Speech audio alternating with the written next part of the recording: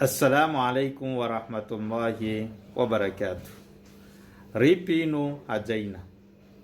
Matetika tsika zanak'olombelona rehefa matory amin'ny alina dia manofy mahita vola.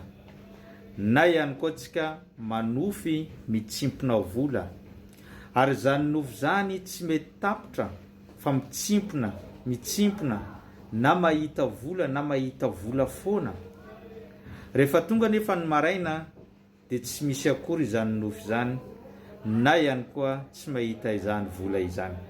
Ka velom-panontaniana antsika hoe mba inona re dikan'izany manofy mahita vola na mitsimpona vola izany. Amin'ity andro ity inshallah antsika hiresaka mahakasika an'izany. Ny fahitana nofy mitsimpona vola na mahita vola dia milaza hatsarana sy fahombiazana ary fahasalamana sy ny fahasoavana tsy tambo isaina zay ho avy eo aminao. Arakaraka ny fahitanao azy any. Raha mahita indray mandeha anao dia mety hatsarana ray tonga aminao. Raha mateti-piavy zany dia mateti-piavy koa ny hasoavana sy ny hatsarana tonga eo aminao. Saingy mialoha ny hatsarana zany tonga dia misy ampahany amin'ireo manam-pahaizana mpandika nofy miteny hoe mety handalo fitsapana kely ianao dia aorian'izay fitsapana zay hatsarana miraradraraka eo aminao. Saingy misy fanamarina kely tiantsika tongavana. Tsy midika hoe nanofy nahita vola anao androany, na nitsimpona vola anao androany ka raha ampitso na afaka herinandro na afaka ray volana na afaka heritaona dia ho tonga aminao izany hatsarana lehibe izany. Fa mety mandeha mandavan-taona, mety mandeha 10 taona na 20 taona zay vao tanteraka eo aminao ilay nofinao tany amin'ny fahakelinao, ilay nofinao tany amin'ny fahatanoranao. Mety anao efa lehibe 40 taona vao tanteraka izany. Voamarina izany rehetra zany tamin'ny tantaran'ny mpaminany Yosufa alayhi salam.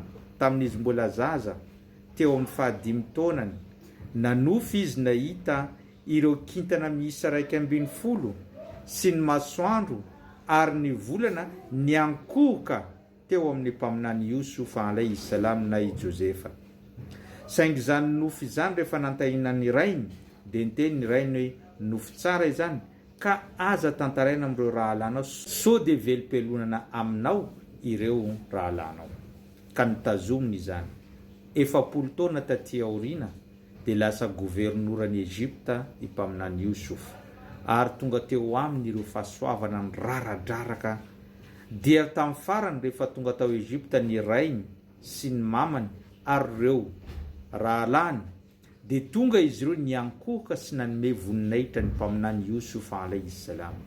Dia teo Yosufa niteny manao ity le nofiko fonizao mbola zaza tany amin'ny 15 taonako, androany efa 40 taona mahery vao tanteraka izany fahasoavana sy voninahitra izay omeny reto olona reto ankehitriny.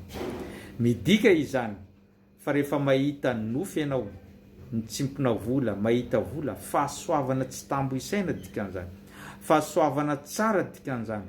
Saingy tsy voatery ho tanteraka raha pitso sy afaka pitso, fa kosa manambarantsika fa misy hatsarana, misy fahasoavana ho avy foana eo amin'ny fiainanao ary eo voatadidinao ny dikan'ilay nofy izay nofisinao tany aloha tany. Zay no fampatsahivantsika tamin'ity andro an'ity. Abonneo, partageo fa mbola maro ireo zavatra ho zaraintsika eto.